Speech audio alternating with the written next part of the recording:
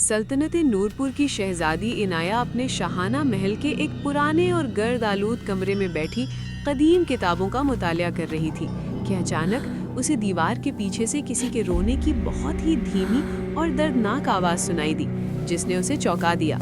इनाया एक तजस्सुस पसंद लड़की थी, इसलिए वो आवाज़ की सिमत बढ़ने लगी और दीवार को अपने नन्हे हाथों से टटोलने लगी। उसे महसूस हुआ कि एक जगह से दीवार थोड़ी खोखली है। इनाया ने वहां मौजूद एक उभरे हुए नक्श को दबाया तो एक जोरदार घड़घड़ाहट के साथ दीवार सरक गई और एक अंधेरा पुरस्रार रास्ता सामने आ गया, जिससे ठंडी हवा के झोंके बाहर आ रहे थे। इनाया ने हिम्मत नहीं हारी और करीब पड़ी एक मशल उठाकर उसे रोशन किया ताकि वो देख सके कि उस खुफिया रास्ते के पीछे क्या छुपा हुआ है। उसके दिल की धड़कन तेज थी, लेकिन कदमों में सबात था। वो जानना चाहती थी कि महल के इस हिस्से में ऐसा क्या है जिससे सब नावाकिफ हैं।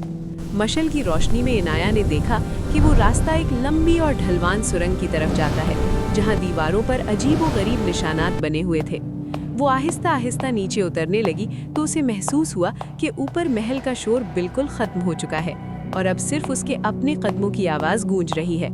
सुरंग की दीवारों से पानी के कतरे गिरने की आवाज़ें एक अजीब सा समा पैदा कर रही थी।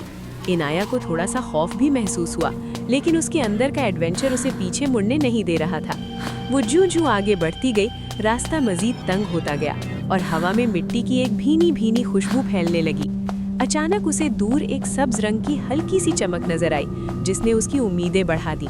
वो तेजी से उस चमक की तरफ भागने लगी ताकि देख सके कि इस अंधेरी दुनिया के आखिर में क्या अनोखा मंजर उसका मुंतजिर है। रास्ते के बिल्कुल आखिर में एक बहुत ही वज़नी और कदीम लोहे का दरवाज़ा था, जिस पर बड़े बड़े जादुई ज़मरुद जड़े हुए थे जो खुद ब खुद चमक रहे थे। जैसे ही इनाया ने अपना हाथ इस ठंडे धात के दरवाजे पर रखा तो पूरे गार में एक गहरी और पाटदार जादुई आवाज़ गूंजने लगी। आवाज़ ने कहा कि ए नूरपुर की शहजादी, तुम्हारा दिल पाक है, इसलिए ये जादुई दरवाज़ा तुम्हारे लिए खुल रहा है। दरवाजे के कवाड़ आहिस्ता आहिस्ता खुले और एकदम से इतनी तेज रोशनी बाहर आई कि इनाया को अपनी आंखें बंद करनी पड़ी। जब उसने आंखें खोली तो वो दंग रह गई, क्योंकि उसके सामने एक ऐसी दुनिया थी जिसका तसव्वुर उसने कभी ख्वाब में भी नहीं किया था। वहाँ जमीन के नीचे एक बहुत बड़ी कायनात आबाद थी, जहाँ आसमान की जगह गार की बुलंद छत पर लाखों चमकते हुए हीरे सितारों की तरह झिलमिला रहे थे। ज़ेरे ज़मीन दुनिया में हर चीज़ बहुत ही छोटी और खूबसूरत थी।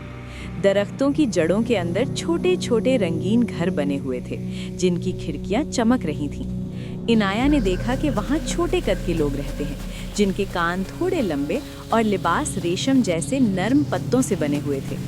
वो सब इनाया को देखकर हैरान रह गए, क्योंकि उन्होंने सदियों से किसी इंसान को अपनी इस मुक़द्दस दुनिया में नहीं देखा था। नन्हे बच्चे डरकर अपने वालिदैन के पीछे छुप गए, जबकि बड़े लोग इनाया की तरफ तजस्सुस भरी नज़रों से देखने लगे। इनाया ने मुस्कुराकर उन्हें सलाम किया ताकि वो जान सकें कि वो उन्हें कोई नुकसान पहुंचाने नहीं आई है। इसी दौरान भीड़ को चीरते हुए चंद सिपाही नुमा नन्हे लोग सामने आए, जिनके हाथों में लकड़ी के छोटे भाले थे।